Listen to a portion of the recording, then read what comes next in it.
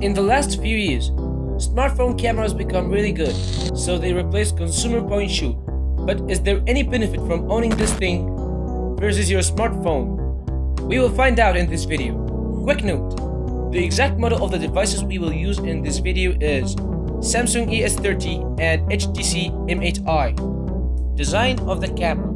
First, let's start with the camera. The quality build of the camera is good. It has big shutter button on the top beside the power button. On the front we have the display and the control buttons. On the left we have speaker. On the right we have USB type connector and camera strap.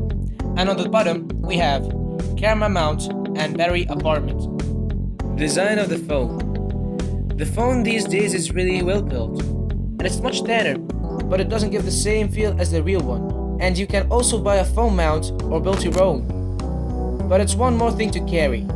The screen is much bigger and it has micro USB connector. The weight.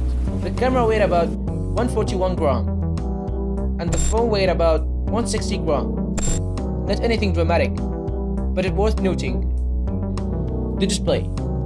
The camera has 3-inch 720p HD display, very bright and has a good contrast.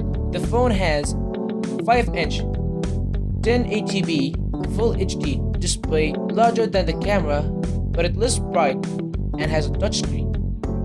The microphone. The microphone of the camera is good, but it doesn't have a microphone jack. And the phone doesn't have a good mic, but it has a microphone jack, so you can connect external mic to get best sound possible. The storage. The camera should take 8GB of storage, but I tried 32GB and it worked without any problem. The phone can take up to 128GB of storage, in addition to his own 16GB on internal storage. The lens. The camera has zoom lens with 27 to 135 to 135mm focal length with aperture of 3.5 wide and 5.9 telescope.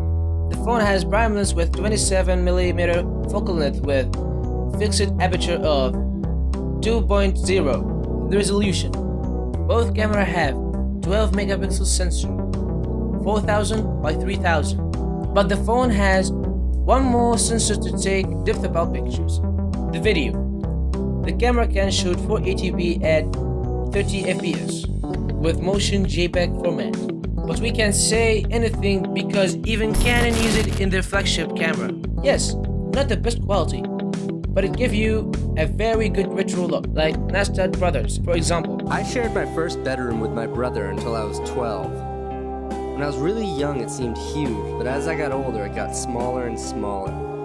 What was once my own palace had become a closet, the source of my...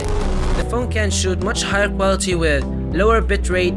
It can shoot 1080p at 60 fps or 720p at 120 fps.